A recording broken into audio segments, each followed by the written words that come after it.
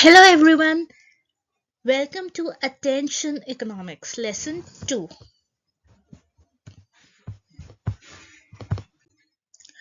Okay, so far what we have learned is about attention economics is that it focuses on how to allocate attention. Initially we say attention to be scarce resource and thus we trade attention in a way of barter system.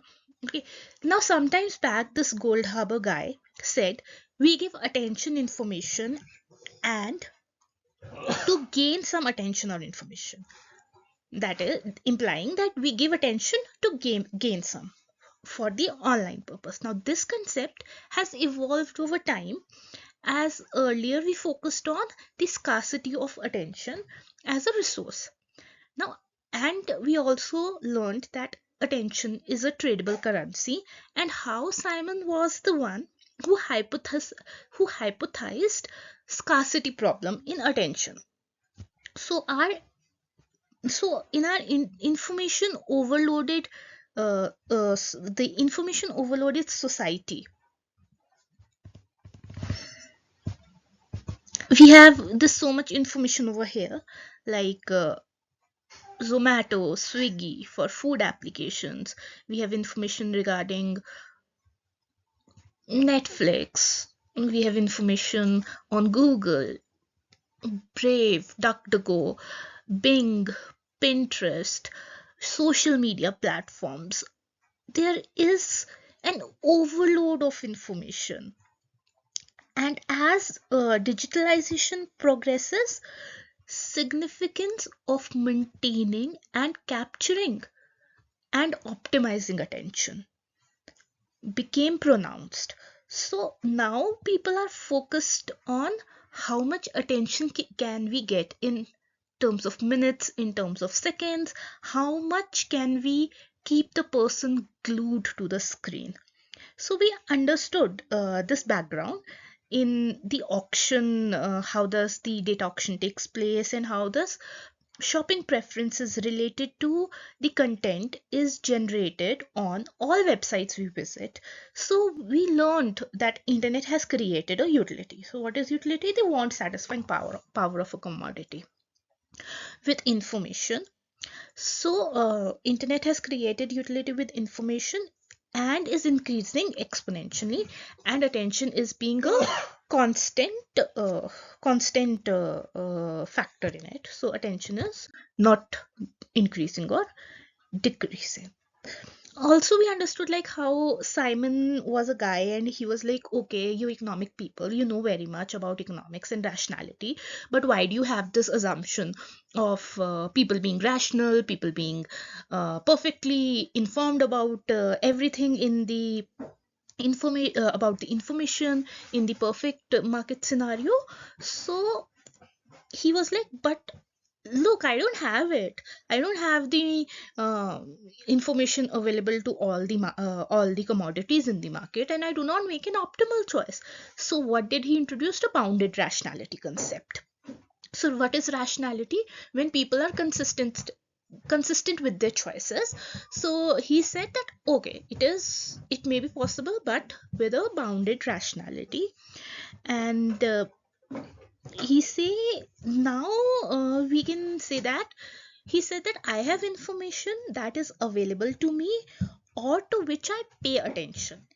And he said wealth of information creates a poverty of attention. Earlier, attention economy was earlier what was attention economy was only allocation of attention to TV and print, like the traditional media. So the producers treated it as a collective good, not a public good, because public good is something that is non-rival, that is non-exclusive. So yes, these all terms are in public finance. So if you have any questions, just comment or you can ask me. I can prepare a catch-up video for it. So yeah, so we were on the traditional media like print and TV. So attention was a collective good. They wanted something that is they were that is appealing to a group of people. There was no customization available. And now internet as a utility has occupied so much space, and the dynamics of attention economy has shifted towards what we don't know yet, or do we? So let's dwell into this and start with the data value chains. So we now know that the success of these actors, like the profit making firms, governments, or maybe government, so these the success of them is dependent on the driver of growth, which is land, labor, capital, and entrepreneurship, but majorly it's the attention of the user. As initially we had an agriculture economy, then we shifted to the industrial economies, the service sector economy, and now we are shifting to information economy. And the information economy, the main driver of the economy would be attention and not information. So the success of any platform, which we'll discuss, depends upon the attention of the user. Now, between all these transition of mercantilism, the downfall of the World Trade Organization, people started recognizing, that okay, psychology has an important role to play, and we should introduce economics and psychology, and we should create a new field like behavioral economics, where they combined economics and psychology. And then there were the concepts of nudge, and the curiosity around nudges, and what are the nudges in the Nobel Prize laureate talking about Richard Thaler and the other Abhijit Banerjee on the randomized control trials, and saying that okay, his wife won a Nobel Prize, and there were these all things were developing. So was attention economics spreading its tentacle before we actually saw the octopus? So okay, let's talk about the data value chain and how it is created by algorithms. So, what is an algorithm? An algorithm is technically, we say, a set of rules. And who follows the set of rules? Any machine or any software. So you input something and you say these are the set of rules, and you have to take so much information and then give this type of output. And now these algorithms are used by platforms. And there is a complete separate economics, the platform economics that is developing. So we need to know what is a market. So market is a place where buyers and sellers come in. So how the platform emerges, how is this two-sided market emerging, what is Zomato, Swiggy, why are they levying platform fees? This all is covered in that aspect.